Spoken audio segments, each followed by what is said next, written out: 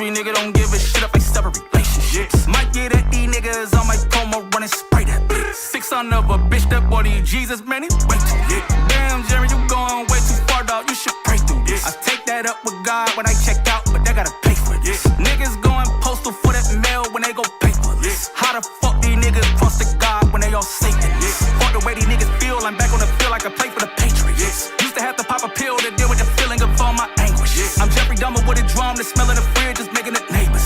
I gritty on the niggas' grave like, hey, wake up and say hey to your makeup, bitch. Say hey to your makeup, bitch. Say hey to your makeup, bitch. Say hey to your makeup, bitch. We back in the bitch, the bully and Kato, I dare to say some shit. I dare you to say some shit.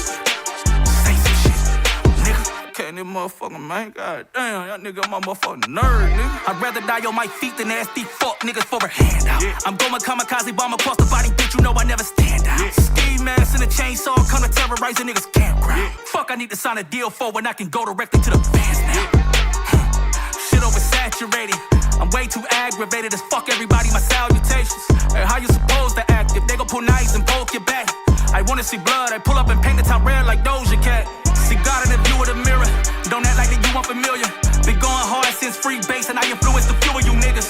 So fuck your endorsements, Kato, let's turn them to choruses. If they don't wanna give a nigga flowers, we gon' pull up and murder the florist. Bitch, say some shit, say some shit, say some shit, say some shit. We back in the bitch, the bully and Kato, I dare to say some shit. No, y'all gotta pay for this. Say hey to your makeup, bitch.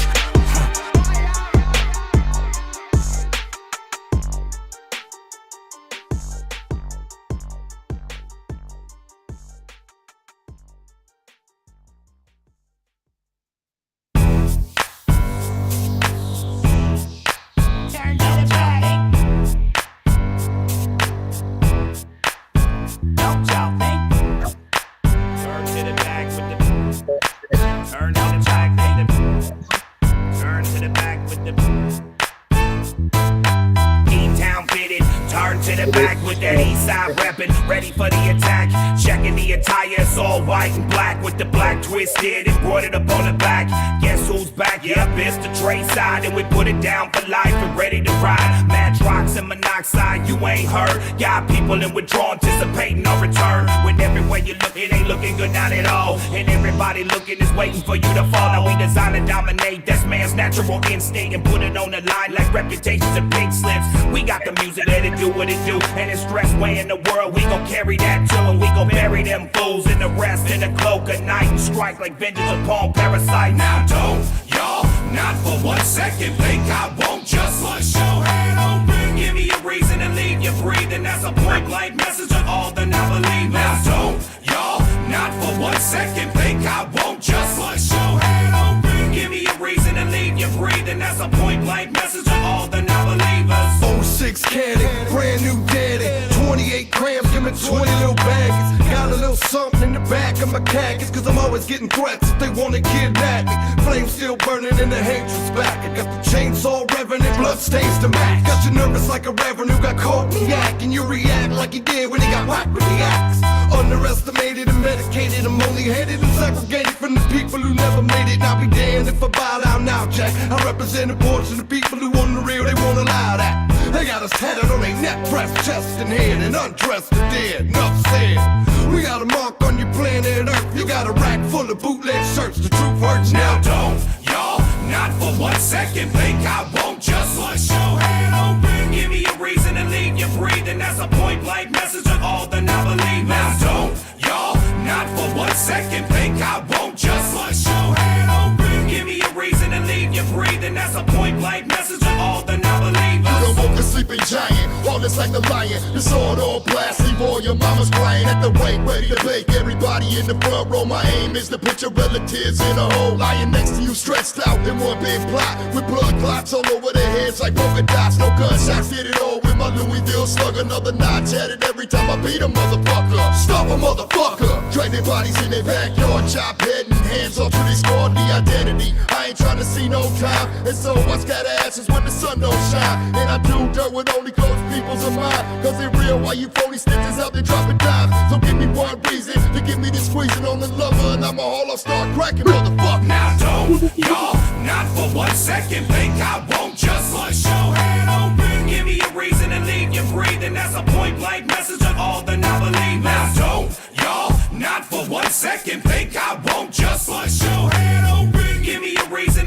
breathe, and that's a point blank message to all the non-believers. Now don't y'all, not for 1 second, think I won't just bust your head open. Give me a reason to leave you breathing, that's a point blank message to all the non-believers. Now don't y'all, not for 1 second, think I won't just bust your head open. Give me a reason to leave you breathing, that's a point blank message to all the non-believers.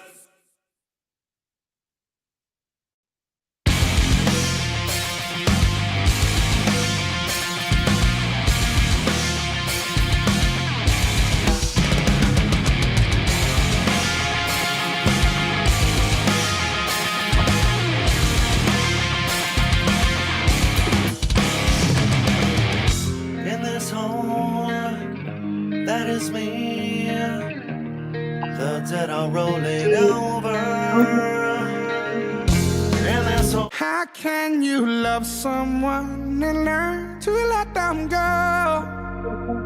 How can we fall apart on things we'll never know? Isn't it funny you can change your ways for someone to fill in your empty space? Tell me, is it really love if you have to ask if they'll stay? Yeah, I got somebody I love, someone who's really important to me, but now they addicted to drugs. Someone who not who they used to be, and we ain't been keeping in touch. I ain't gonna say any names at all, cause I don't want no one to judge. But I wrote the song, I hope when they hear it, they'll never forget who they was. I hope you feeling your spirit enough. I wanna just tell you I love you in case that you really don't hear it as much. I know we ain't talked in a while, but fuck it, I really don't care what it was. I wanna reach out, but you keep on shutting me down. Or you ain't been caring as much. Or what the fuck happened to you? You losing a fight. I never thought I'd see the day that you let addiction ruin your life. Everyone calling that shit a disease and making you feel like you in the right. But I hate the fact that you really be using that as an excuse to do what you like or do what you might. And I keep on praying and reaching for you. I hope you look in the mirror and see all the things I've been seeing in you. Hope your reflection will send you a message and show you this shit is much deeper than you. If you don't believe in yourself, then you'll never believe in somebody believing in you. And I gotta tell you the truth, cause I'm about to lose it. And you in denial about it and just wanna make up a million excuses. Tearing our family apart, but you leave us scarred and everyone bruises. Every decision affecting us all, and if you get lost, then everyone loses. For real. And I'ma be next to lead.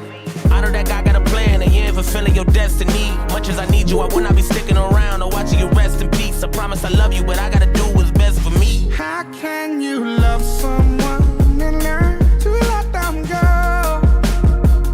How can we fall apart on things we'll never know? Isn't it funny you can change your ways for someone to fill in your empty space? Tell me, is it really love if you have to ask if they'll stay? Look, I know you've been calling for me. You hitting my phone, but I've been alone so long I'm harder to reach. I know you ain't saying any names, but I got a feeling you talking to me. I hate when these demons get in on my soul, I feel like I'm caught in the beast. How do I let go of something I know is bigger and stronger than me? If I could be honest, I'll tell you the truth, I'm not who you want me to be. Nobody is perfect, not even you, so why you keep targeting me? I feel like we can't even have a genuine convo without you starting to preach. I feel like a dog on a leash, it's not what I need. Living in hell, wondering when I gotta leave, like how can I breathe? How you gonna tell me addiction's not a disease? What do you mean? If it's not a disease, then why has it gotten to me? It's not what it seems. But you always be making me feel like the problem is me. I'm not gonna be who you want me to be, like God decided for me. And speaking of God, how the fuck you know all of the plans he's got for me? So give me a break. I've been inching away from trying to get out of this dream. I'm drifting away. How come you only there for me when I be trying to get clean? My biggest mistake is me wishing that things were different. I felt like the drugs was made for sinning. That's why I've been stuck in the same position. Fuck, I'm falling but I cannot budge. Been wondering why I'm in love with a strange addiction. And why the fuck you always playing a victim? A lot of this shit that you hate to mention. It sucks that I had to taint your vision. But ain't nothing left for me, so you can just quit addressing me. I guess it's just my destiny. So take me as I am, or let me be. Tired of you stressing me, cause shit I gotta do is best for me. How can you love someone and learn to let them go? How can we fall apart on things we'll never know? Isn't it funny you can change your ways for someone to fill in your empty space? Tell me, is it really love if you have to ask if they'll stay?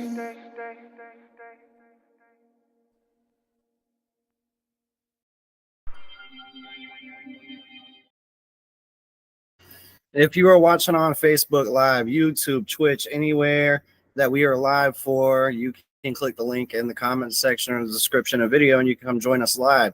Until then, I'm just going to be spinning music when the meeting starts at 8:30. Nice to see you, Cassie. Always showing. Hello.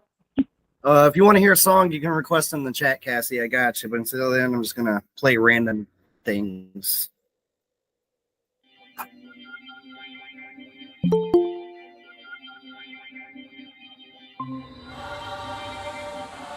They call us strange, they call us twisted, but we remain among the misfits, bringing the pain, so you can just get down with us, down with us.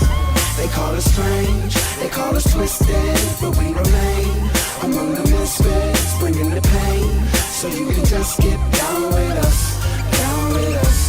Whoa, whoa. Temporary pain and everlasting images, just like tattoos that cover my appendages. Practices and scrimmages, stay sharp, rehearsing lines and sentences to kill the man in the mirror, my own personal nemesis. Pen is out of ink and no paper, now that's a casualty. I spit dextrose, my mouth is full of cavities. Your mind are out of your league, you best to call the cavalry. Terrestrial bodies fall toward the center of gravity, meaning you fall if you battle me too tight to rattle me. Spill your blood on the canvas and hang it in the gallery, full of substance, so many empty like they calories. Allergic to fake bitches, the doctor called my allergies, and pencil in appointment, accustomed to disappointment. We've been doing our own thing and getting some new enjoyment. It's a brand new nightmare, bloody and unclear, to infinity and beyond. Roll like Woody and Lightyear. They call us strange, they call us twisted, but we remain among the misfits, bringing the pain, so you can just get down with us, down with us.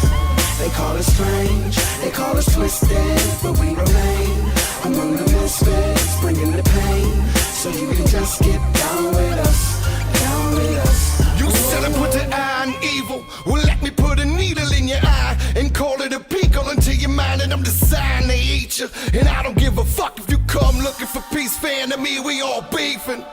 In a pair of J's with a meat cleaver, quick to clear the block with a chop, call it the street sweeper.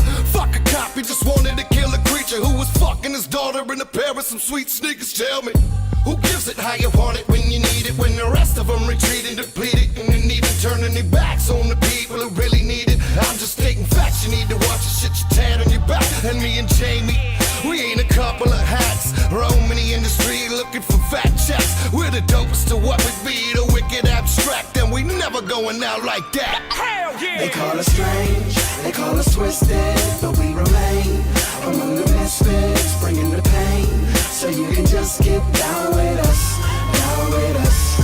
They call us strange, they call us twisted, but we remain among the misfits, bringing the pain, so you can just get down with us, down with us. Ready, get your hands together, grab a chainsaw, axe, whatever, it's showtime. How can you love so?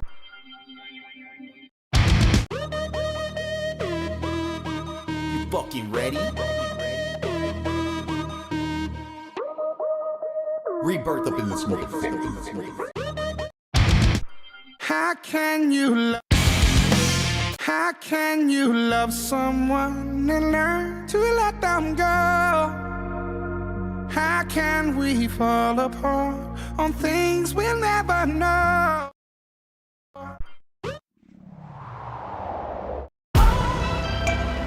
Afterlife deserved. Is it really real anyway? Wish I could find a better way, yeah, that I would leave you down and give my life to you. There's nothing left to do. Then in this story, in purgatory, what does it all mean? The good book says, and I don't really think that big wolfing, and if you're right, you get took it. I shake those fears, and I don't really believe in. I said another book, got me looking. Seems like some type of hoax. Folks coaxing what they love the most, the most. I had the weirdest dreams, a guttural screams, and demons were seen from coast to coast. For the last time, sniff as if you deserve it. If you don't know by now, you just made it real permanent. Inside the golden gates of where everyone hates you. Ain't no saving, no face, or nowhere to escape to. Eyes just wide shut, but I gotta go visit the automatism, the a vision inside of my gut. Life is like what? Whatever you make it. Don't waste it for your time is up to the piece of you that you can sink knee deep, trying to sweep them, keep them from peeping you. And when the streets sweep, keep all the deep sleep blinking, you seeking them, ain't nobody speaking you, and that's purgatory. Afterlife deserved. Is it really real anyway? Wish I could find a better way, yeah, that I would lay me down and give my life to you. There's nothing left to do. The end of this story, the purgatory, what does it all mean? Imagine a place that is darker than anything that you have ever seen. The earth is infected with evil and people, there is no vaccine. Baptized in blood, it's too late for repentance, the rapture is here. Surrounded by flames and the smoke through the portal, the devil appears. Screams can be heard through the valley of death as the torture begins. The judgment is poured on behalf of our Lord, we shall pay for our sins. Nothing to do but to suffer eternity screaming in pain. Tortured by demons and minions from hell as they're praising his name. Please God help me understand this plan for this planet of madness. I try to walk the right path in this world inhabited by savage malice. I take a look inside while all I find behind my eyes is eternal sadness.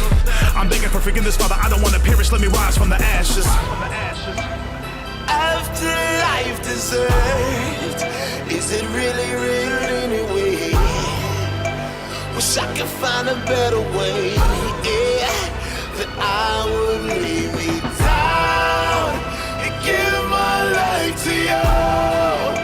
There's nothing left to do. The end of the story, the purgatory, what does it all mean? You cannot even see a movie without the thought of a killer coming to get you with the Uzi, and you don't even know the killer, but he hit you with a truly and murder many more. The motive made us the man is moody, and who was the one to shoot him? He is indeed his mother should have murdered him as a fetus and beat his ass with his pleated Adidas. Jillian and Missy are deleted, now we live defeated. Cricket cops is putting niggas in boxes. I watch this on the telly, every nigga synopsis. Double cross this really silly to pop quick and knock your cup with the prejudice for the chocolate. Caustic, burning so many writers, the Glocks better talk that he lost it. Stop it! All I was yelling to the last coffin was chalks in the hospital. The homeless, the owners, the zone nuts. Get blown up by the enemy and damn it hurts. A stronger aroma of grown guts and bone dust for infinity. We damned it, birth-handed dirt. A natural disaster, kill them all in the church is the man at work. But it's the one working God or Satan awakened to purgatory. People, welcome to planet Earth. Afterlife deserved. Is it really real anyway? Wish I could find a better way, yeah, that I would lay me down and give my life to you. There's nothing left to do. The end of the story, the purgatory, what does it all mean?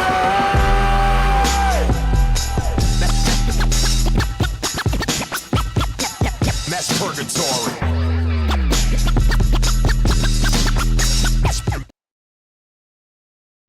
If you're watching on Facebook Live, YouTube, Twitch, anywhere that we're live, you can click the link in the comment section. You can come join us live.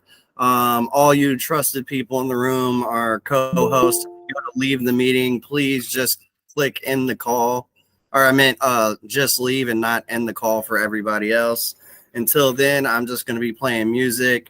We have a last minute change in speakers, so it's going to be a different speaker at 8:30, but it's still going to be a great meeting. So if I had that one last chance, then I'd be all right. Hey, what's up, y'all? One last chance to say, hey, I would be all I'm ready. I'm just playing music until the meeting starts at 8:30. Alright, I'll be here. If I had just one last chance to tell you how I feel for leaving here eternally, I would tell you what you meant to me and what's been going on. I just been doing my thing. If I had just one last chance to say what's on my mind, cause ever since you had to leave, there's some people who ain't been the same, because it takes time. I guess we just miss you. If I had just one last chance to really say goodbye, right before you went away, I think it'd really make a difference to me, and I'd be alright. I'll be good.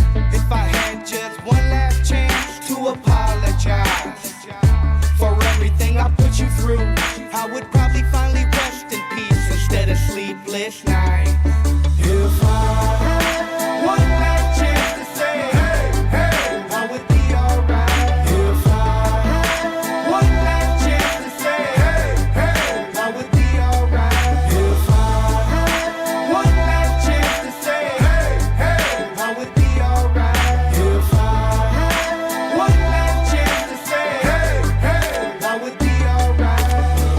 If I had just one last chance to hear you speak to me, what would you say about the way that I carry on in my life? I know I haven't been at my best. If I had just one last chance to try and make it right, what advice would you give that'll make me wanna just calm down and rethink things twice? If I just had one chance. If I had one last chance, that would be all that I need. I had one last chance just to tell you. If I get to you again, if I had one last chance, that would be all that I need. I had one last chance. If I had one last chance to say, hey, hey, I would be alright. If I had one last chance to say, hey, hey, I would be alright. If I had one last chance to say, hey, hey, I would be alright. If I had one last chance to say, hey, hey, I would be alright. If I had one last chance, I would not keep you long. The bond that we had is strong enough to carry on. Inside the songs we sing, the memory of you will bring us closer to everything that's keeping us all a team. If I had one last chance just to say goodbye and tell you that I'd miss you until the day I die. If I could see your face in front of me once again, the room would brighten up and the world would see me grin. If I had one last chance to say, hey, hey, I would be alright. If I had one last chance to say, hey, hey, I would be alright. If I had one last chance to say, hey, hey, I would be alright. If I had one last chance to say, hey, hey, I would be alright. If I had one last chance to say, hey, hey, I would be alright. If I had one last chance just to tell you, I would be alright. If I had one last chance to say, hey, hey, I would be alright. If I had one last chance just to tell you goodbye.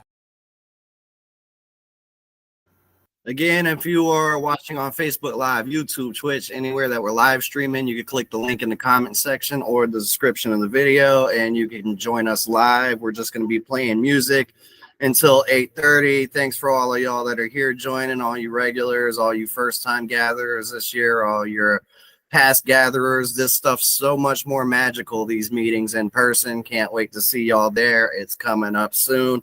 If you got a song request, you could put it in the chat in this meeting or online. I'm watching multiple chats. I'll try to play your song. Until then, I'm just going to spin music until 8:30 and people get here and the speaker gets here.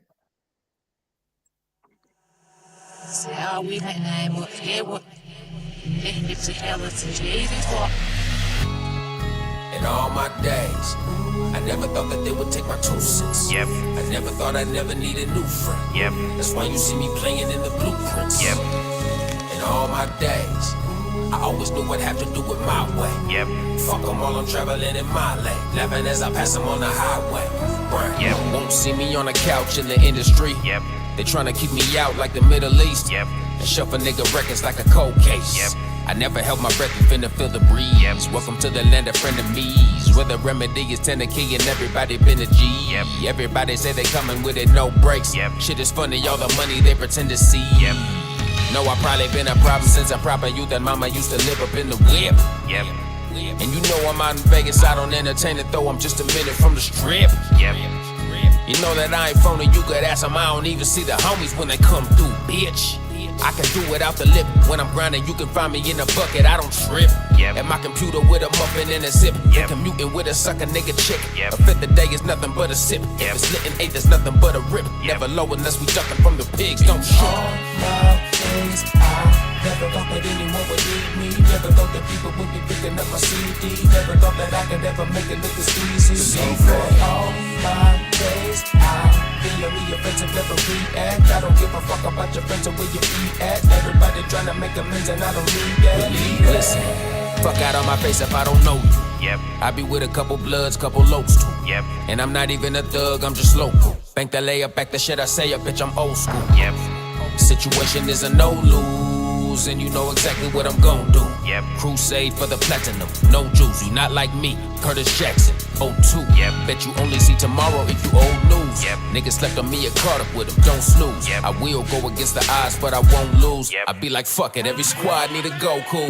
Car keys, both seasons, some soul food. A lot of weed, whole team, and a cold brew. They don't think that's all I need, but it's so true. Those who close to me relieve what I go through. Wake and bake and hit the gym, then I produce. The shit that have you feeling like it chose you. Something giving you somebody that you know who. Was a prisoner like you until I broke loose. While I put up with the wickedness and no truth. A big mouth and a blouse with a gold tooth. Who only ever caught a case and they Pro Tools. Look at all the hoes and get to run into the phone booth. In a cake with a purse selling merch, much worse if they do get you to pay for the verse. Since birth on a mission like a stain on your shirt. Tough work, all we need to do is scrape to the first. Cuff jeans, chucks laced in the dirt. Living in a station wagon in them days, it was worse. They don't know my mama taught me how to aim with the word blast if they trespass. Catch a fade on the turf, nigga. In all my days, I never thought that anyone would need me. Never thought that people would be picking up my CD. Never thought that I could ever make it look as easy. So for all my days, I'll be on the offensive, never react. I don't give a fuck about your friends or where you be at. Everybody trying to make amends and I don't need that. All my days, I never thought that anyone would need me. Never thought that people would be picking up my CD. Never thought that I could ever make it look as easy. So for all my days, I'll be on the offensive, never react. I don't give a fuck about your friends or where you be at. Everybody trying to make amends and I don't need that.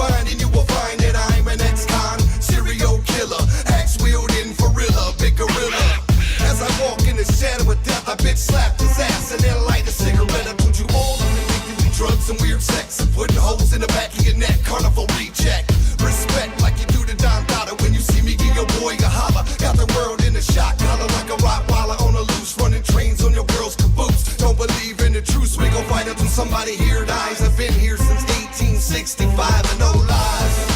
This is the story of our lives. Come and take a look in my eyes. Keep it real and tell me no lies. We've been waiting for you. This is the story of our lives. Come and take a look in my eyes.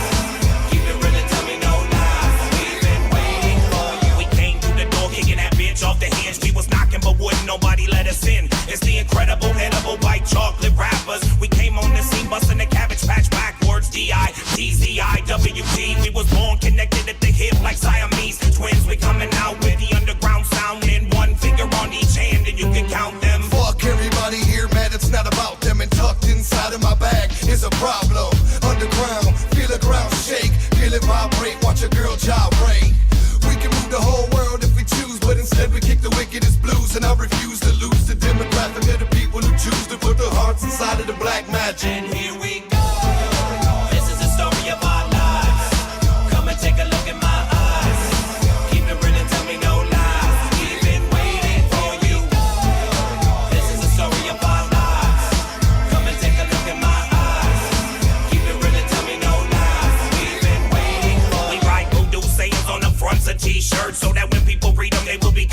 features. Still coming with the Ultraman flow that'll linger in your brain and constantly echo. We ain't in it to be rich, we're in it to reach folks and change life and put you up on shit you ain't know. That's about it. You're in the midst of some maniacs who will load a microphone in your dome as if it's a gas. So conceal the unreal. If the fruit is mass appeal, where the worms eating away from under the apple peel with all juice. Ain't no Pulp Fiction, no $1.99 a minute for our predictions. We smash mics like with the rhymes we recite. Keep this motherfucker hype from now till sunlight. Now do you really need a shovel to dig it? And with the flip of a coin, we can be righteous and wicked. This is the story of our lives. Come and take a look in my eyes. Keep it real and tell me no lies. We've been waiting for you. This is the story of our lives. Come and take a look in my eyes. Keep it real and tell me no lies. We've been waiting for you.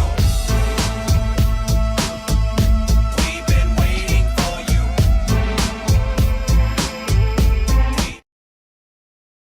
Again, if you're watching on Facebook Live, YouTube, Twitch, anywhere that we're live streaming, you click the link in the comment section or description of the video, and you can come join us live. The meeting will be starting at 8:30. Yeah, I think we're all jamming with Freddie there. I seen Panda bobbing. I was bobbing. Speaking of Panda, I'm super excited. I never seen this person at the gathering. I'm ready to see all you beautiful people in person at the gathering, give y'all hugs, have some live in-person Juggalos and recovery meetings, and definitely am hoping to catch this artist and see his full set. So then I'm playing music. Meeting starts at 8:30.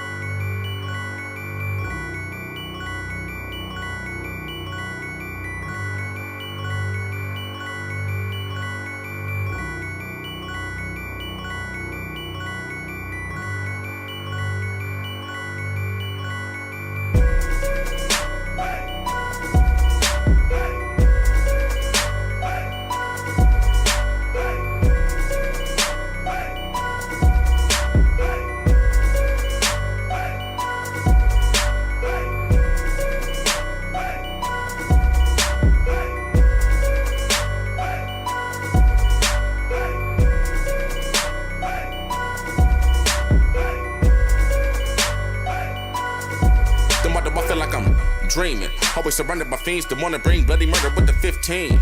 I walk up in the door, had to explain it to his mama when the 7 bullet holes up in his dick. Smoking on some mint green, think I hit the weed, switch a sweet in my brain. It's always spinning when I take a dab. Take another one and hit the fridge and make a pizza with the munchies. I'ma crunch it now a nigga wanna take a nap. Cannabis sativa, baby I'm a fiend. I don't give a fuck, I promise you that I will never leave her. Scraping all the rest until it's gone, cause I'm broken. I don't got enough to get another sack. I need to re-up. But I'm off a liquor lead, I'm finna pop the millimeter. Finna sit up on the couch and load the bung up with my feet up. Alaskan thunder, fuck up, I'm a kush and the cheever. Top up with the wax, the edibles, I love to eat up. Up in the holistic choice, there we go for smoking medicated, feeling faded, marination, never mind. I wake up and another bowl up in my pot. The only thing that people really go against is time. Man, I be giving the clowns flavorizing with the rest of them. I wanna smoke up over Tommy Chong, but they arrested them. I got to thinking all about the game and accepted them. And why him and them ain't never do a trouble taking them. And why I'm asking questions over medicine. I've been rapping so long and the people know I can hang with the best of them. You can listen to the radio, but when it's you gon' compromise and realize the truth of they say I'm better like I'm dreaming. Another day when I ain't gotta get so high and cope with all of your lies. Fuck you in your life. Another day when I ain't gotta hit these lines. This game is killing my mind. I'm dreaming all you with that. Like I'm dreaming.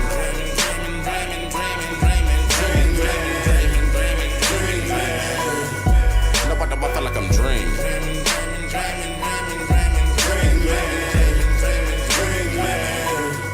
I tell a motherfucker look. Fucking medicine, I carry heavy metal in the ghetto when I'm hella freaking hard. Load up an AK-47 in a Chevy, riding heavy, fucking petty beef, don't never get involved. Cause I'm severing headed, but more headed, cause I'm ready to behead a nigga broad. I never would've thought that the devil would've crawled in my head, giving me thoughts of a rebel would it caused. Took a trip to 42nd for a second, party truck and got the weapon, then assembled and I tossed. Another body in the cemetery while I'm beating Ben and Jerry's, and nigga Terrell's really off. Giving it blunt, nigga, what's up? And nigga, bust, enemies dark, nigga should've never let me hit the sauce. Popping the bomb, popping the trunk, gotta be done, follow me front. I'm in the slums, them niggas never want a problem. I get the grip and never ready, catch you slipping for your cheddar, little nigga S would never fuck the law. They put the Ruger to niggas, but to attack with them loyal medulla all over the stereo, the ball.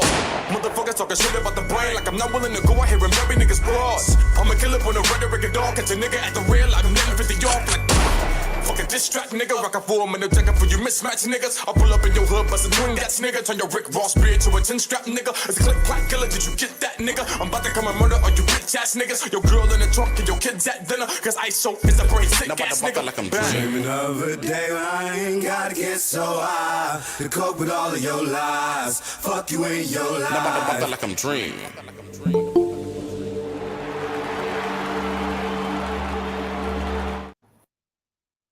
Again, if you're watching on Facebook Live, YouTube, Twitch, anywhere that we're live streaming, you click the link in the comment section. You can come join us live. The meeting starts at 8:30. I had a last minute change in speakers, but it's going to be a good meeting still. Until then, I'm going to play music. If you got a song request, if you put it in the chat, I'll try to get to it. Until then, I'm going to spin some music.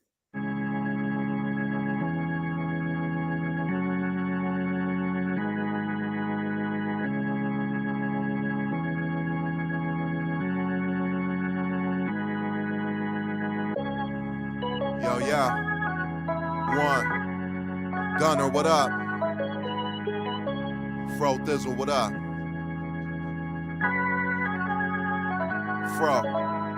Been through the pain, been through the rain, and I may get to play in the way of the rough, into the brain, into the frame. When I feel like I get betrayed, got a blade in the gut, made it through. I done paid the dues, and I got the fury of a saber tooth. And do not come near me, I escape by flukes. Got a weary with the days of the gloom. Maybe resume, but I'm gonna light up like my spirit, never gonna hide up. I'm in the booth to commit to the act of the truth, and the ring never fixed the fight up. Beat me up to the sky. Really gotta think, and I wonder why. When I get up on the scene and a being arrive, he get to recline, he deep in the mind. Gotta go through with the ultimatum. What the man will measure with the anger. Anybody gotta go with the banger. Put my hand together, get the praying. Good old youngin', never hostile. Bring the love in the fro apostle. Water running, my flow the faucet. God is coming, behold the gospel. I was lost, but my gospel took a long time with a cost. And it's something that I'm building through it all. So the concept ain't no faking when you fall. I admit I was flawed, but it's time that I bounce back, standing tall. As I push with my power, breaking walls. This is gospel for the ones who feeling lost.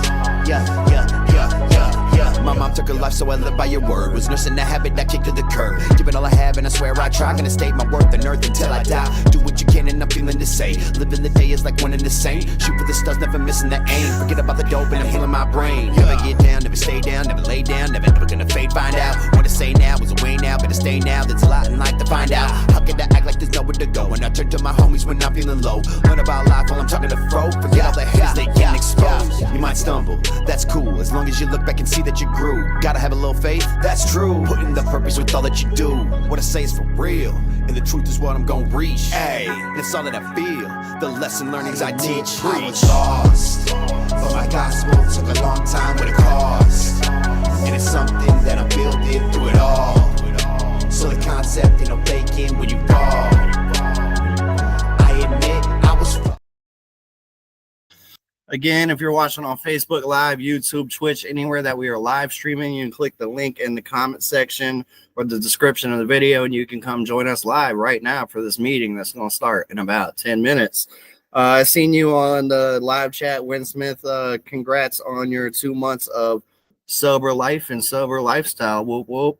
Until then, I'm going to play some music. The meeting will start at 8:30. I got a dope speaker coming tonight. It's a last-minute switch up, but I am super excited to hear this guy's story.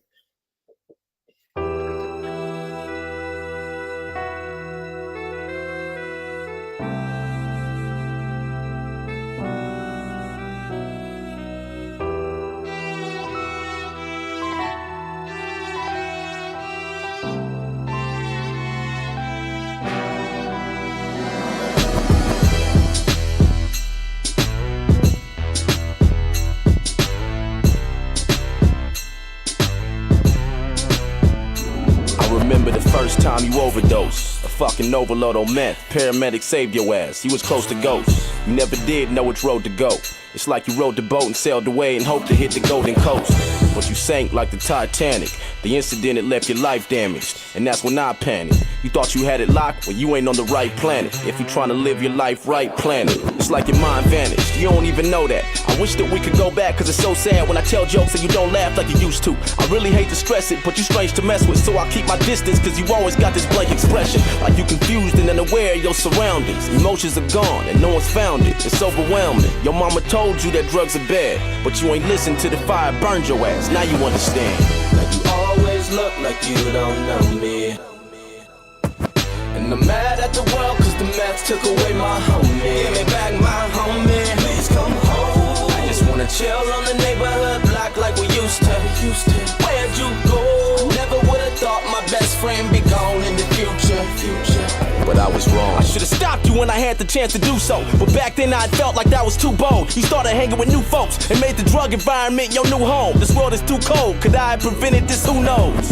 They convinced you that the shit was cool and hip to do, saying it would lift your mood and make you feel invincible. So you started skipping school, hanging with these wicked dudes, unaware that when you got older you played a bigger fool. And it's pitiful, where the fuck they at now? In their mid-20s passed out outside of a crack house. Back when you met them I had doubts, they put you on the bad route. And when you needed they help to pick you up, they fucking backed out. They fucking got you, I can't lie, but now your brain's fried. You don't even act like you the same guy. Your mama told you that drugs are bad, but you ain't listened to the fire burned your ass. Now you understand. Now you always look like you don't know me. And I'm mad at the world cause the meth took away my homie. Give me back my homie. Please come home. I just wanna chill on the neighborhood block like we used to. Where'd you go? Never would've thought my best friend be gone in the future. But I was wrong. I ain't never felt this shit before. It gets me sore. I reminisce on us playing Nintendo 64. And that Christmas in 97, we got new crispy boards and we was doing ollies in my kitchen on the slippery floor. Shit changed and it happened quick, but I can't forget that you was the first homie I started rapping with. You could've had half of this back when I had established it, but now I have to sit and feel bad. Look at what your actions did. Man, you was so outgoing and so hysterical, and seeing you now is just unbearable. It's terrible. You should've made your choices wisely, fucking with poison ivy. Without your brain, please tell me what would your point in life be? It's a struggle to get your ass to listen. You really hurt me and the rest of your family with all your bad decisions. We always told you that drugs are bad, but you ain't listened to the fire burned your ass. Now you understand. Now you always look like you don't know me. And I'm mad at the world cause the meth took away my homie. Give me back my homie. Please come home. I just wanna chill on the neighborhood block like we used to. Where'd you go? Never would've thought my best friend be gone in the future. But I was wrong. Excuse me, do you need a ride? Looks like you're going downtown, yes. Hop in my ride, wide and crystal meth. I'm your best friend, crystal meth. I'm all you need. All right, again, if you're watching on Facebook Live, YouTube, Twitch, anywhere that we're live streaming, you can click the link in the comment section. You come join us live. Our speaker has shown up. We have about 6 minutes until the meeting starts. I'm excited for this meeting tonight, even though it's a last-minute change in speaker. I'm going to play one more song before we get ready to crank this thing off. And once the speaker gets done speaking, just raise your hands, unmute your mics, be respectful, take turns, all that good stuff. And if you're watching live anywhere and you're just scared to join us live, after all the live streams ends, we will still be here in the room hanging out, so you can come join us later. I try to feel the sunshine standing in the rain. You try to hold me down with all your restraints. I try to feel the sunshine standing in the rain. You try to hold me down with all your restraints. I try to feel the sunshine standing in the rain. You try to hold me down with all your restraints. I'm the greatest escape artist. The hardest situation is getting free from the terror that keeps confining me. I gotta be better than Houdini and David. Play with no magician, no illusion, no subliminal hypnosis to your brain. I'm untrained. Children shouldn't try this at home at all. I'm a freelance professional and this is on my fault. I stage the whole bit. I drink and talk a little shit and see who got the balls to pull a strap and really use it. That's where the fun comes in. Cause after they pop me, they gotta hide my body so no one's suspicious about who shot me. It's interesting to see the means and the tactics they take to make sure that my death is tucked away nice and safe. I try to feel the sunshine standing in the rain. You try to hold me down with all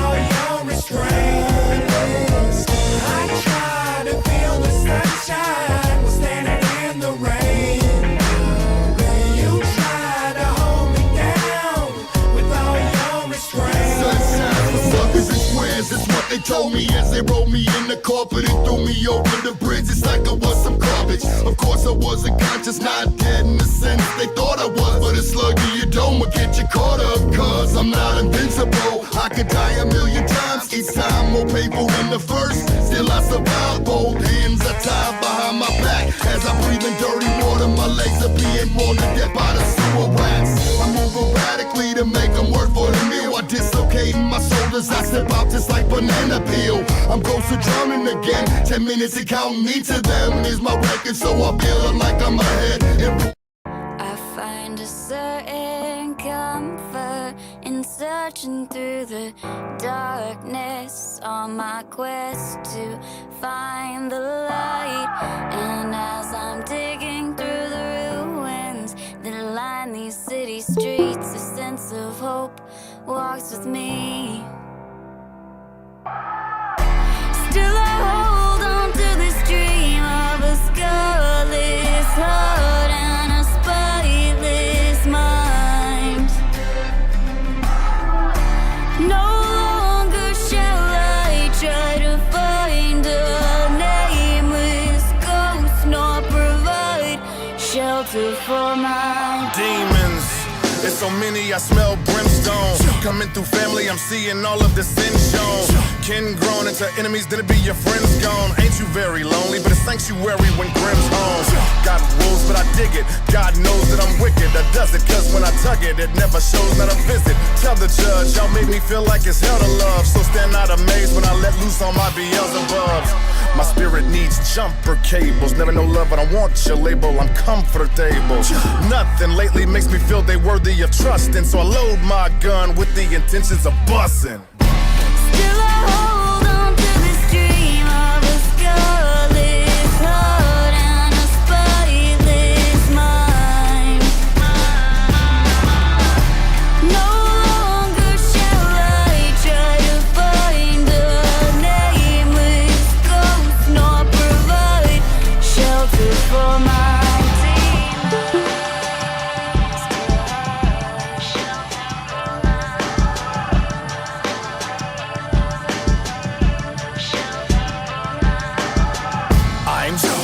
Cool with the drama now, cause it's abundant ever since I laid my mama down. Some members talk to me so bad till my persona found. No mercy, go earthly, cock and make the llama sound. Cause that's the language they know. Deep in anguish, they grow to people without rules and make you doubt who should love you forever, cause they gave you some hateful mouthfuls. I was so effing true, but I became the person to shout to.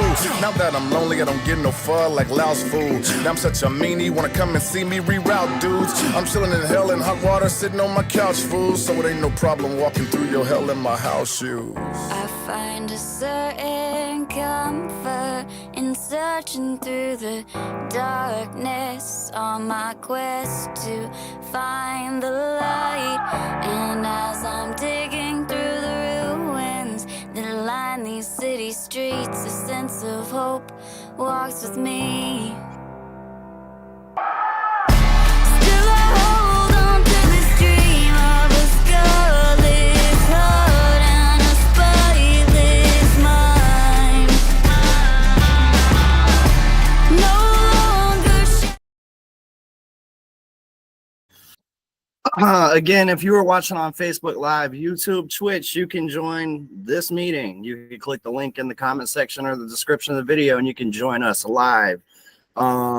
If you just don't want to be on a live stream, you could click the link after the meeting's end or the live stream ends, and we'll still be here in this room, probably chit-chatting. What's up, everybody? My name is D, and this is Sober Soldier Sundays. I had a speaker in mind, but they ate some bad Mexican food and they weren't feeling too good, and we're a little nervous and apprehensive. And this guy right here, I've been watching him over the last, I don't know, it's been like a year or so, watching him grow into the person he is now. And I honestly like this guy. He's a good guy. He's a dope guy.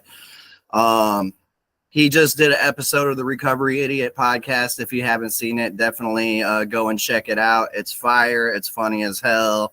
And I'll tell you, down here in South Florida, man, the Juggalos and the people in the rooms that aren't juggalos, but definitely are juggalos. They don't like the music or anything, but the shit they do, I swear, at Drug Addicts Anonymous here in South Florida, them motherfuckers in that room are juggalos, whether they know it or not.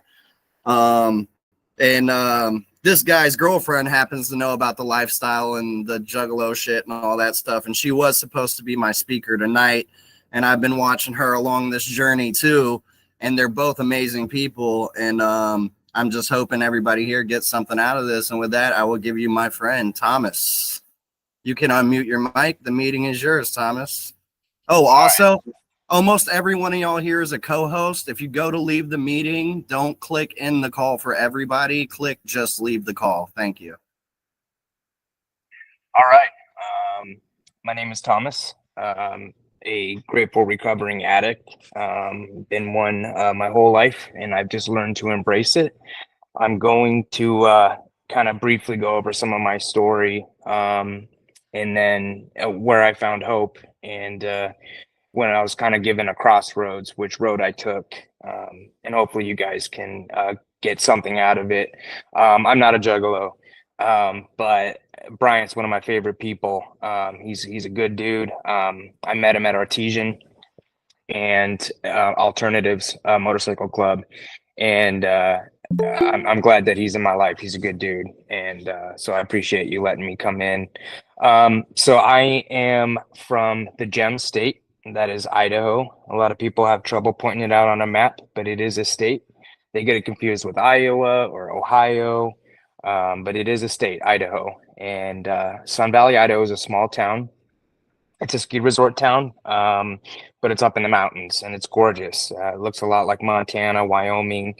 And I grew up with a kind of cowboy lifestyle. I grew up horseback riding. I lived on a 6-acre ranch. And I would say I had a pretty privileged and great upbringing.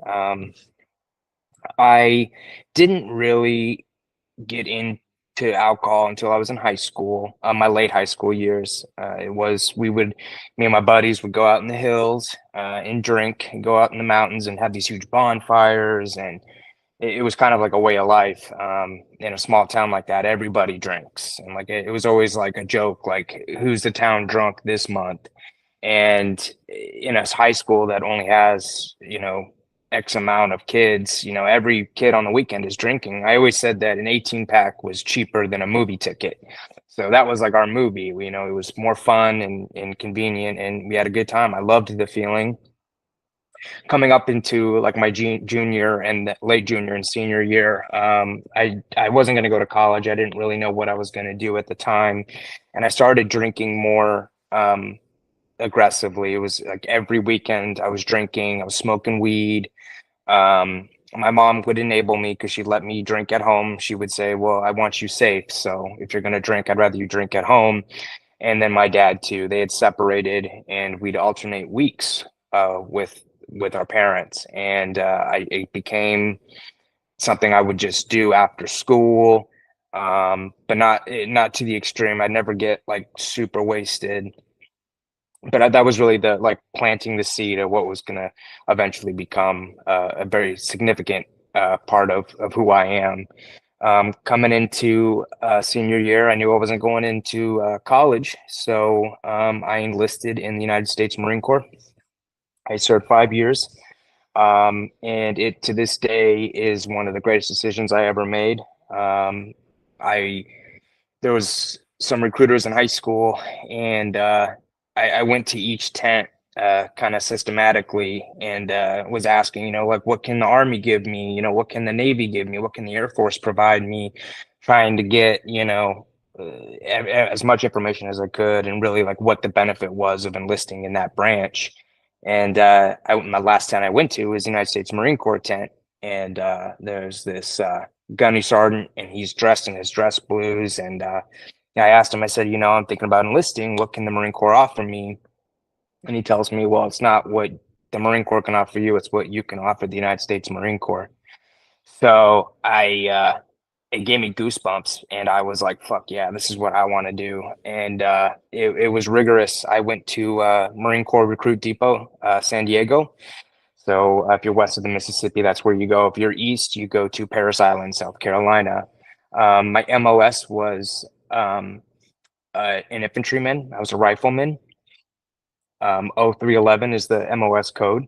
I loved doing what I was doing in the Marine Corps. It was so much fun. I got to play with guns. I was in basically like the ultimate badass fraternity. It was like the coolest fucking thing. And when I graduated and was getting sent to infantry school, um, I I started being able to use nicotine. And then from nicotine, I was like, oh, well, I want, coffee and I want energy drinks. And I had this addictive personality that it was like, I always had to have something.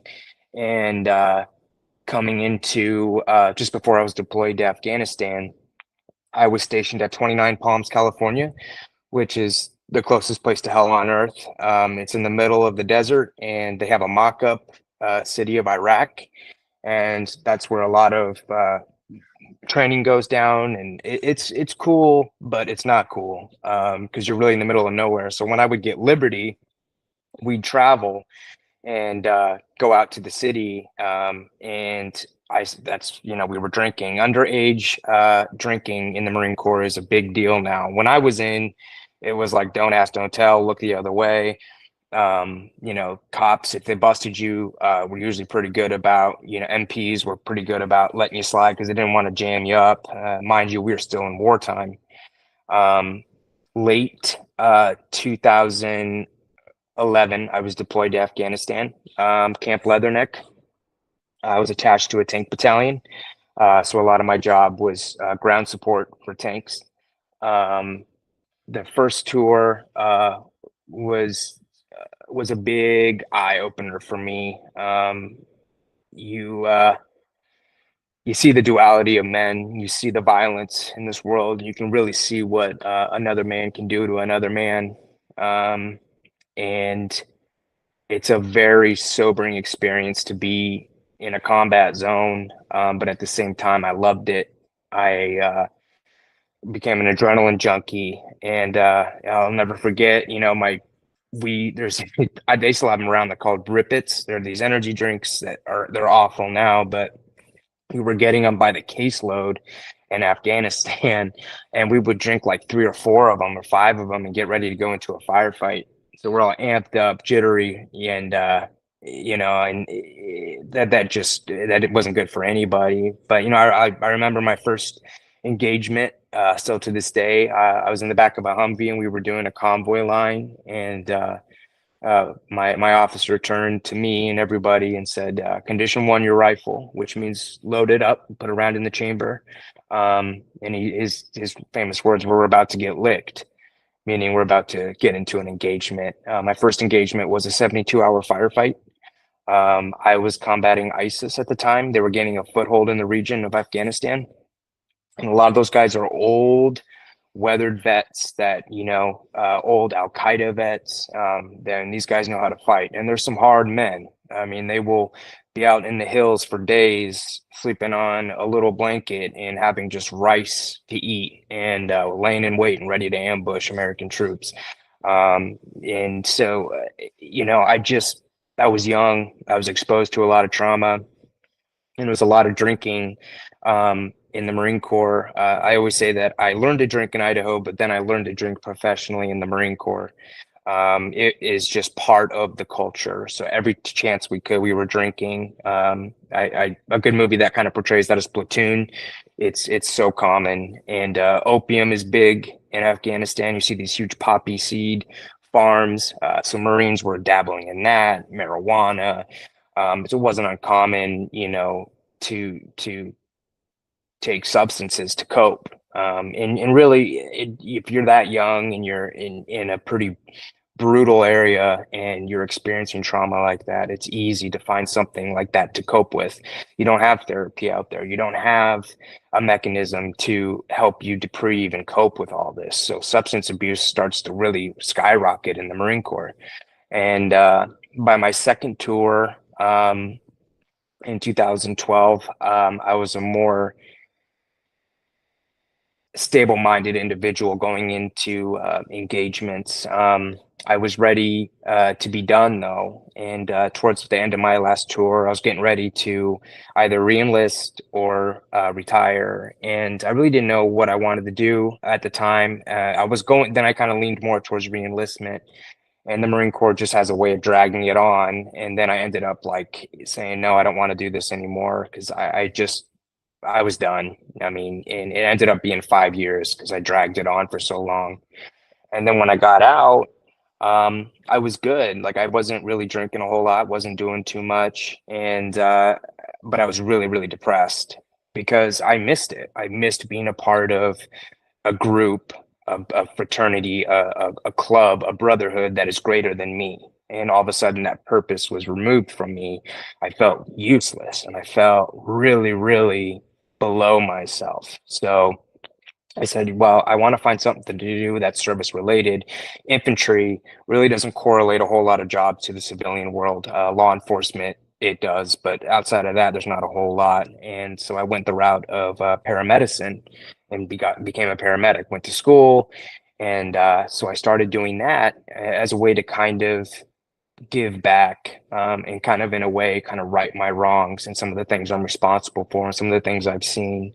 I don't go too much in detail of what I've seen or what I've been a part of. But I can tell you at being a paramedic, I've seen a lot of trauma as well, especially in Palm Beach. When I started working in Palm Beach County, I started noticing a high percentage of burn victims when I was just starting. And a lot of that was because Haitian gang members were lighting people on fire. And I was like, this is a lot, man. A lot of them were kids. So I started drinking. I started drinking every day when I'd get off. They'd run us like 24, 48 hours on, and then you'd have time off. As soon as I was off, I started drinking. And it just started to snowball. I couldn't hold on to a relationship for very long. I was dealing with unresolved trauma from combat, and then now I'm dealing with this, at seeing trauma and experiencing it in the medical field and not having a mechanism to cope outside of substance abuse. So I was just pile driving me into a very, very deep hole. And fast forward, I've been in South Florida for 8 years. The majority of 7 years or so was in Palm Beach County. After I had worked for a long time paramedicine, I ended up giving it up, and I started a part-time job working in treatment, and I liked it because I was on the medical side, and I had a relationship with a gal at the time, and she really didn't know the extent of my drinking. I thought I was clever. I thought I was hiding it really good, and she knew I would drink on occasion, but she didn't know the severity of it, and that ended up not working out. I had already gotten into some legal trouble. Kind of backtrack a little bit. I was working at a medical company, and they had these decommissioned tablets. And me and my buddy, who was also using cocaine and alcohol, who was an EMT, said, well, why don't we sell these? Because the boss said get rid of them, but he didn't mean sell them. But of course, we came up with the great idea. We were going to sell them, get money, and then we, use it 50-50 alcohol and some cocaine, whatever, because they weren't testing anybody at the time. Well, we used my offer up account, so it all came back on me. And then he ended up like testifying against me in court. He was on my fourth step, man. I had a big resentment to him, but ended up catching 2 charges, both felonies. And in Florida, they have that scorecard deal, and it just happened to be that I scored out really high. And I was in the slammer at Gun Club for 2.5 months, and it was miserable. And finally, prosecution came up with a deal, and they said, listen, you can do a year in county, or you can do 4.5 years probation. I was like, give me the 4.5 years. I'll take it. Get me out of here. So I was doing pretty good on probation for a little while, because they tested me at first, but they weren't testing me regularly because it wasn't drug charges or any, drug related issue. So I was on felony probation, but they were really loose about UAing me. Well, I took that as, well, I can do whatever I want then. And my dad's an old deadhead. My dad was still alive at the time, and he introduced me to Quaaludes. He still had quite a bit of them. And I just remember the first time I had it, my dad, I had a weekend off, and my dad's like, "Why don't you come on down and we'll watch the race?" Him and I love eat, sleep, and breathe Formula One, so it was a ritual and a schedule that every weekend I was at his house. We were just watched like practice, qualifying, and then the race. We loved it, and so we'd be sitting there, and he gave me this Quaalude, and because I'd been stressed, I'd been dealing with a lot, and he said, "Well, are you going to get tested?" I was like, "No, no, no, they don't test us." He's like, "Okay," and I loved this drug. He had a source that was getting him out of Russia and I think Great Britain, and then another country in Europe because they weren't Schedule One there. And I really started to love it, and I had to kind of like convince my dad to give me some more without him trying like setting off a red flag. I was like, "Dad, like it really helps me, gets me to sleep," and I loved it, man. I would drink on it, and I just became sloppy. I was a totally different person. Um, for those that think Quaaludes are extinct, they're not. They're not. A lot of it's just rebranded. They are different. I've had original lemons, and then I've had some of the other ones that you can get, and they're pretty similar. So Quaaludes do exist. You really got to know what you're looking for, and it's not like you can just go get them readily in the United States. My dad had a source. So kind of fast forward a little bit, I ended up getting my dad gave me the guy that he was getting, or another guy that went through another guy that got the Quaaludes. So I started drinking on top of the Quaaludes, and this was an everyday thing. And I didn't really think I had too much of a problem because it was just at night. Like I didn't really use on the job. I didn't really use, I was like, I'm okay. I'm not drinking till I get off work. I'm fine. And it just started snowballing, so bad to the point where I was drinking half a glass of whiskey in the morning and then popping a Quaalude just to keep my stomach settled so that I could get in the shower and get ready. And then chug mouthwash, gum. I would do anything to mask the odor. And I don't know if they ever found out that the company I was working for, the treatment center, I think that they might have, but they just like were desperate for people, so they didn't really care. And I busted my ass, but I ended up getting in trouble. I missed a payment on my restitution for probation, and Palm Beach County Sheriff came like 3 or 4 cops deep. They had a canine, and they were like slick about it. And they got me in front of all the fucking clients. And I remember I was like, I am so embarrassed. I'm so ashamed. And I still didn't think that that should have been enough to say, well, let's sober up and get your life back on track. After that, I obviously lost my job and I had some money saved. So I was just drinking to excess every day, waking up in the morning, drinking. I would take a nap and then I'd wake up again drinking. So bad to the point where my hands were inflaming. I had gained all this water weight on top of the Quaaludes. Quaaludes make you retain all this water weight. So I was just blowing up like a balloon. And it was so bad to a point where my dad was, he's like, "I don't recognize you." And that was a lot. We had found out that was sick. Actually, June of last year, he called me up and was like, "Hey, are you decent?" Basically asking if I was sober, and I lied obviously and said I was. And he was like, "Look, I have cancer. It's in my bones. It's in my lungs. It's in my hips. It's spreading, and it's probably going to be the end of me." And it really crushed me. But of course, I used that as a solid excuse to get more fucked up. And I ended up eventually, it got so bad, I lost the place I was at. I stopped paying rent, and I was like, "Screw you." I didn't get the eviction, but he was close to, and it was a bad situation. I was like, I got to get the fuck out of here. So I was basically homeless and I had nothing really. I had some stuff in my father's storage unit.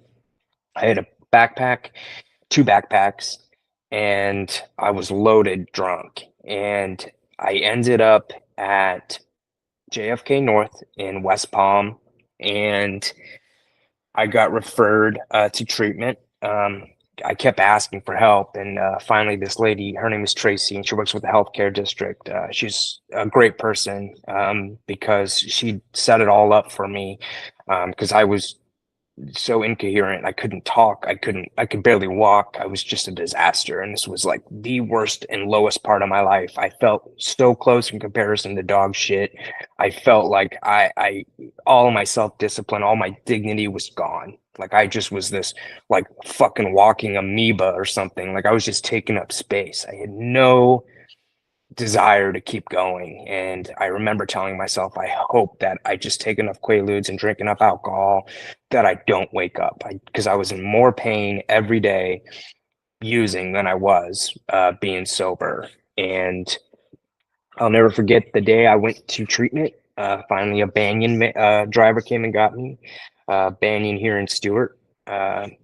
It, I loved it there. I went in and I know I was fucked up.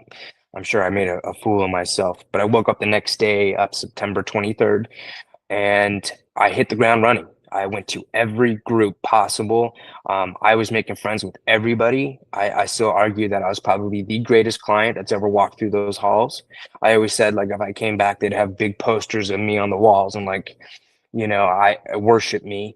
I loved that place. I had a great time. I met great people. The staff there, it really helped me gain my bearings and get back on track. I was, part of the vet program, so it was nice. I started breaking ground with some of my traumas, and was able to talk to my therapist, this gal named Tiffany, who was great, and really kind of introduced me to, real therapy. And I got emotional. I let myself get vulnerable, and it was the first sign of hope that I had seen in such a long time, and it felt so good to see what could be a light at the end of the tunnel. And figuratively speaking, obviously, but you can almost see a tunnel of darkness around start to clear up, and you get out of that fog. Quaaludes and alcohol, you're so fogged up, and then they're giving you detox meds so you don't seize up and die. So you're just kind of in this fog, and like everything starts to collect and make sense again. So detox was huge for me. It was my first time in detox. God willing, it's going to have to be the last because it was a one-time thing. I can't do that again. I just can't go down a road again where I put myself in jeopardy and disappoint my parents. I went from detox to Banyan Pompano, which is like their sister facility. That's the PHP clinical department or clinical center. So I was at Banyan Pompano for 33 days, I think 32 days. And I was in the vet program there as well. And the vets, we had it kind of nice, man. We had our own vet room. We had our own therapists. We had our own case manager specific to vets, helping us work in conjunction with the VA. And it was awesome. I loved Pompano. I had a great facilitator, this guy, John, that looks over the vets, where the vets have their own apartment. And I met my best friend, Randy, there. He's another Marine. And him and I still talk to this day. But he was dealing kind of with the same issues. So him and I became instant battle buddies and started saying, you know what, let's go to these meetings. We went to a meeting every day. And we were in the faith program, so I started getting closer to God. I ended up graduating from Banyan Pompano, and it was kind of sad. At the time, I really didn't want to leave because I had this safety net. And just prior to leaving, my father passed. We got a phone call from my mom. She called Banyan Corporate to get a hold of whoever, worked the channels and said, listen, your father's sick. He's getting put in ICU. He's on a ventilator. Now is the time to probably say goodbye. My sister flew from Colorado. My brother flew from South Carolina. We all met at Good Samaritan Hospital in West Palm, where I was able to hold my dad's unconscious hand. He was breathing, but is like, you see all of who my dad was, the powerful man he was, dwindled down to almost like a shell. He had done so much chemo and so much radiation. He was bald like me. His hands were clammy and pale. I have a very distinct memory of just how awful it was to see my dad like that. And I held his hand and I hugged him and kissed him goodbye, knowing that this was it. And I left there, went back to Banyan Pompano after that, and was able to get through it because I had that safety net. And if I didn't have Banyan at that time, I'd probably be God, who knows where. So Banyan is a big part of my recovery in life. I really owe a lot to the facilitators there, and everybody looked after me. So after that, I went to Artesian, and I was doing recovery by the CAIOP. I was still dealing with my father's passing, but I was still in therapy. I was still getting help. And Artesian for me was, I wouldn't say it's something like the laps of luxury, but it was a humbling experience, and it was good for me because I liked this area, and it was out of Palm Beach County. After my dad had passed, I really had no connection to West Palm anymore, so I enjoyed this new area. And had I not gone to Artesian, I wouldn't have met the great people I know now. I started going to Fellowship Hall, and that's where I met my beautiful fiance, Amanda. I love her. She's my rock. She's my world. She's been there with me through everything and that I've experienced this year. And I couldn't have done it without her. And this program, when I came into these, I know you're not supposed to get in a relationship and you're not supposed to do the 13th step. I understand that, but I had to have her. I was like, I gotta get to know this girl. And I was working these steps. I had found my first sponsor, Richard, great guy, and he was helping me get through this book because I didn't understand the book at all. It might as well have been written in Chinese because I was really struggling to read it. I was like, fuck. And he broke it down, man. And when I got to my fourth step, I was so ready to shed that weight. I was so ready to tell somebody, this is the crooked shit I've done. This is, I talked about war traumas, things I'm responsible for, some of the horrible things that I've done to my family as far as trust issues and hurting them, worrying them. It felt so good to get through that fourth step. I know it's a cliffhanger for some people, but for me, it was so nice to get that all out on paper and start working these steps. It really is miraculous because you do see a significant change in your attitude, how you perceive things, and it was awesome. And just when I was reaching the end of my steps, I woke up one morning to my sister-in-law calling me, informing me that my mother had passed. And this is 2 months later. This is in January, end of January, and we had just gone through the passing of my father, so it was brutal. We were not ready. It was a double whammy, and it just crippled me and my brother and sister. Um, I, but I'll never be able to forget my sister calling me and her trembling, and it, I had to immediately decide with myself, can I keep doing this, or do I give up and say, fuck it? Um, and it was a very reasonable time for me to say, like, want to drink. But I ended up saying, I'm going to be with family. I'm going to do this. And I had a sober system of people. I called people. The beautiful thing about recovery is every time I've had an issue, I know I can pick up the phone and somebody will answer, whether it's my sponsor. The great thing is I get to work with, somebody every day who I can talk to and, spitball stuff back and forth and say, these are issues I'm having. The recovery community, I just, in either Martin County or St. Lucie County, is really bonded together, and it's an awesome thing to see and be a part of. That to have help. The people at Artesian were more than kind to me. Everyone looked out for me. Everyone was there and just wanted me to get through it. And I was with my family in South Carolina, and we were dealing with my mother's estate. And I started feeling okay. As traumatic as things had been, I had done all this work to deal with my unresolved traumas, to deal with any issues in the past. And I now had a foundation. And had I not had a spiritual awakening in the passing of my father, I don't know how I would be right now. But my higher power guided me through this, got me through it, and that higher power connection is key to all of this. I mean, me personally, my higher power is Mother Nature. That's just how I feel. Because I'm an evidence-based believer, so I have a tough time just believing in God and Jesus just because a book says it. I see it a little differently. I can see what Mother Nature is. You can see hurricanes. You can see the sun. You can see how the planet is and how it operates. And to me, that's visual evidence of Mother Nature. So to me, that's my higher power. And it got me through a lot.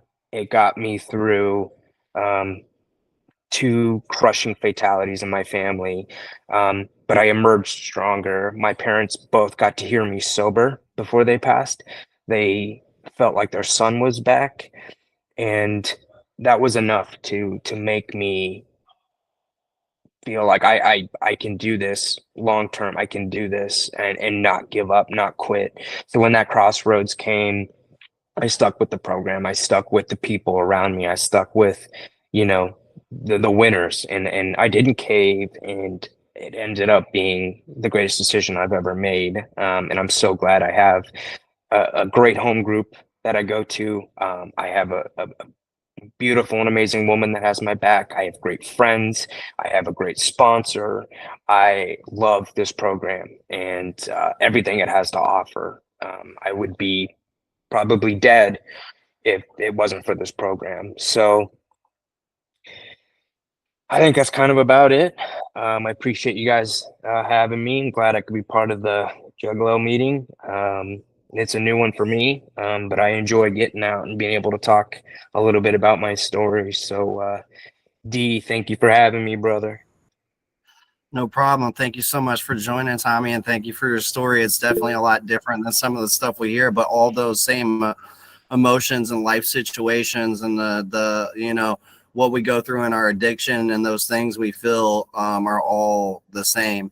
And it's not my meeting, it's yours. So the meeting is open. If you want to raise your hand, unmute your mic, take turns, share it, is all on you. And it's kind of funny to me. There's 3 people here that I helped kick out of Artesian in the meeting, but they're all my friends.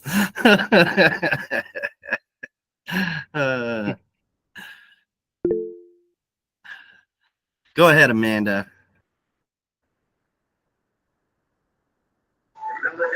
Hi guys, I'm Amanda. I'm an addict. Yes, you are. Amanda. Thomas, I remember you from Banyan, honestly, and you came in and you hit the ground running. You went to every group. You were doing what you needed to do, and I see you at the meeting every Saturday, which is fucking awesome. And I'm so glad that you're doing well in your recovery. And I just wanted to let you know that I'm proud of you. Thank you. Thank you You're very welcome. much. Thank you, Amanda. Can I speak? Yes. Go ahead. Who else did you kick out? Who are the other 2 people? Josh, you, and Thomas. You and Thomas got kicked out for the same thing. Anyway, Thomas, I shouldn't have interrupted you so much on the recovery idiot because you said so much more good stuff. So I feel bad, but no. Hi, Amanda. I didn't know you were here. That we live completely different lives and use like different stuff, but that cycle of having to take something to wake up just to function, like, that's the thing that I do not miss the most. And just that desperation is so easy to understand. And you've been through a lot of stuff sober that most sober people couldn't make it through. So like the fact that you did it so close to after being a drunk Quaalude head, like, it's amazing. And it's also amazing that I seen you when you were in Banyan and I spoke to you, and I see a lot of people coming through these rooms and these meetings I bring to Detox, and a very few number of them make it. And the fact that you're still here is amazing. And I want to apologize for everything that happens at work, because I know work Leroy is very spiritually unfit and is a monster. And he's completely different from meeting Leroy. But I'm glad you're there, and I'm glad I met you, and great story once again. Thank you. I love you, buddy. Amanda Brown. Hey guys, my name is Amanda. I'm an addict. Hi, Amanda. Hi. So it was a great share. A lot of relatable stuff, except for the war stuff, obviously, but I'm really having a hard time. The last couple of months have been brutal. I was in a long-term relationship, and that ended very, very publicly and very, really terribly. And so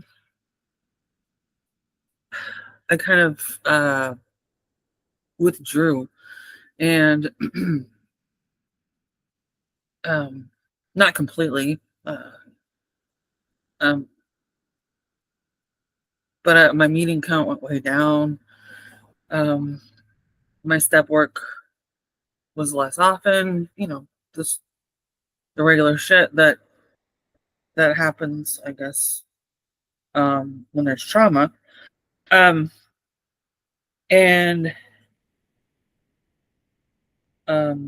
like now I'm able to talk about it without becoming emotional, but it's still really painful. And so I think had it not been so freaking I don't know, just dramatic. Perhaps that would have been easier, but I guess the most important thing is that despite the cruelty that went along with it, like death threats and fucking a diss track and just all kinds of ridiculous shit against me, and being told that I'm a worthless drug addict and a liar and all that kind of stuff. I didn't succumb to any of that, and I know it's because of this program, like because of meetings and working my own program, taking my own path to walking my own path of recovery, and doing it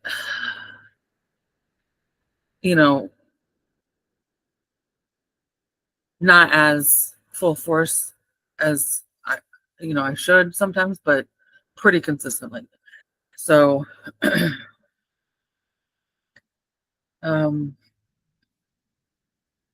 this situation has really made me force myself to rely way more on other people than I normally would, and that's been very difficult. So I think that's some growth right there, and so in a way,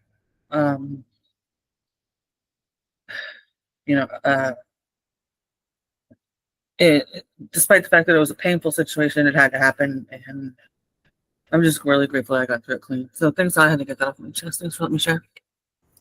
Thank you, Amanda.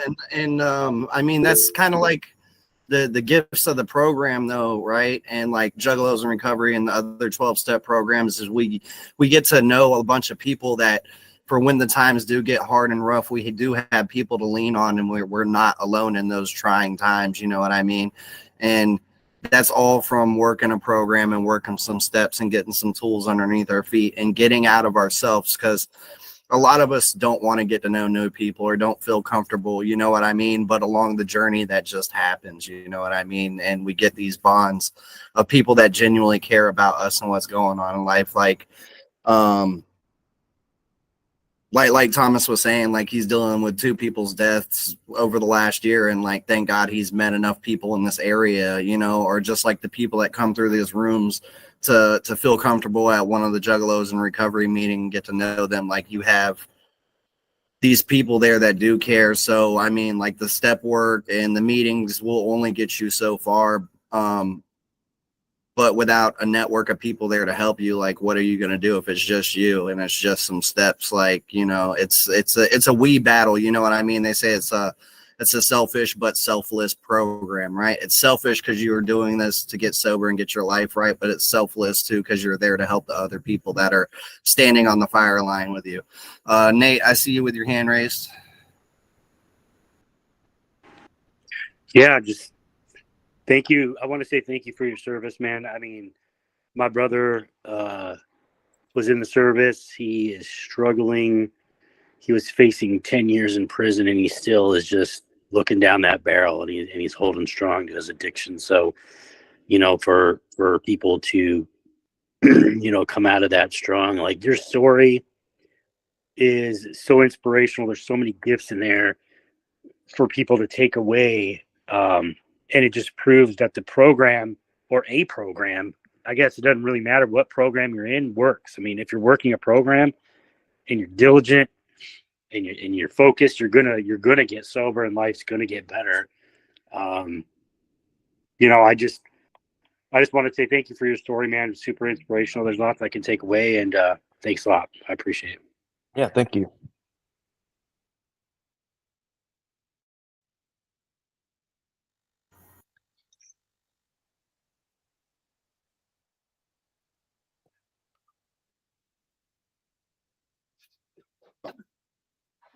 Anybody but a dead body? Anybody but a dead body? Jimmy.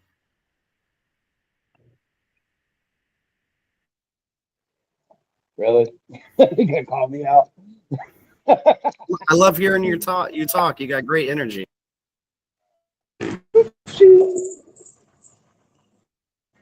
Hey man, I really appreciate your story, homie. You know, I haven't myself served in the service, but I have went through war. You know what I mean, inside and outside in the streets. But you know, thank you for serving our country, and thank you for coming out on the other side clean. You know what I'm saying, man? I might not know exactly what you went through, but I know the feeling.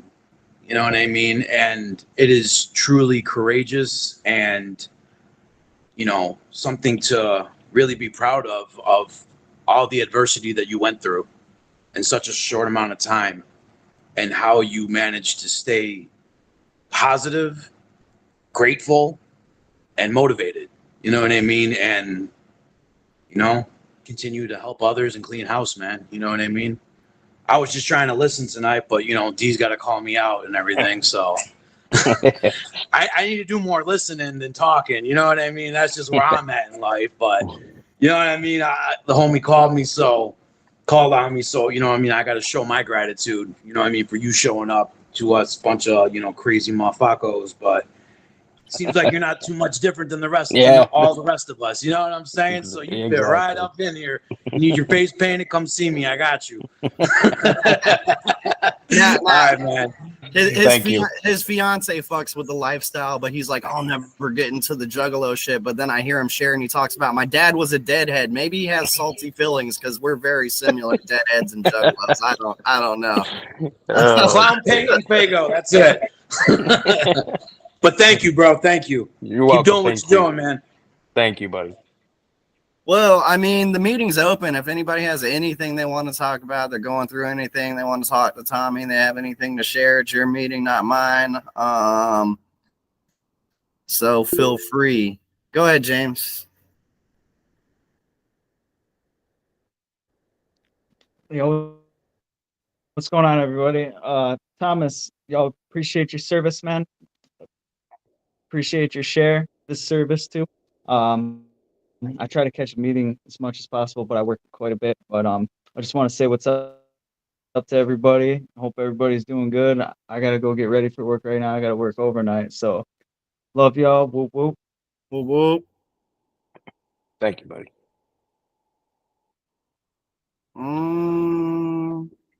Enzo, Ernie, somebody. Yes, I Anthony, could there we go. go.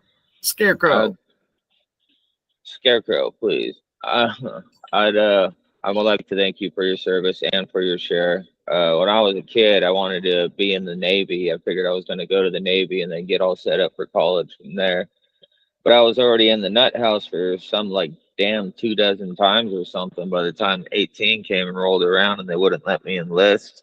I'm not even allowed to own a gun or possess any kind of firearm for X amount of years. I don't even know how many more years they got left.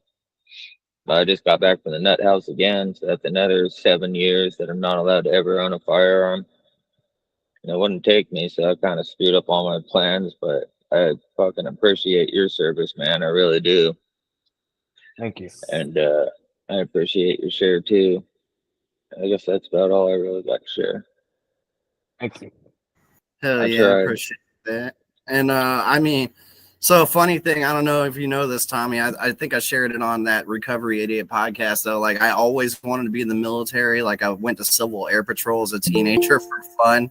And as soon as I turned 18, I caught felonies, so I didn't think I'd get to go. And then I got out of prison, and I was like a month away from getting my waiver to go in the military. And then I caught an armed felony, so I could never go into that. And during that bit, I also got hit with gang tags for being a juggalo, FBI gang file, FDLE gang file.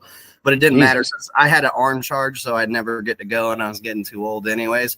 But prison gives you PTSD too, so I know about the PTSD thing, but I don't think it's as severe as the military. But when you see people get stabbed 30, 40 times, life lighted, set on fire, things you shouldn't be seeing, and seeing the duality of humans, as you said, it definitely fucks with your head for quite a bit of time. You know what I mean? I am going to head upstairs to end the live streams. If anybody else wants to share, the meeting is yours. And welcome to the new people that have joined the meeting and all the old people. That would be you, Neon. I've never seen you. Welcome, Neon. Liar, you liar. He was on a I meeting have. before and Yes, you guys that was actually there had a before. conversation. Oh my God. I'm shot the fuck out, bro. I had the Wow. neon ski mask then. I did a lot of ecstasy. I'm shot out, bro. I got holes. Yeah, I had No, the neon on a ski mask meeting. on On a then. meeting you in talked my to him. brain. I forget things. Yeah, I was the one with the neon ski mask then. Back in February or March. Yeah. I think I remember. Yeah, just time's a blur and lots of drugs. Doesn't matter if I have almost 6 years sober. I'm still shot the fuck out.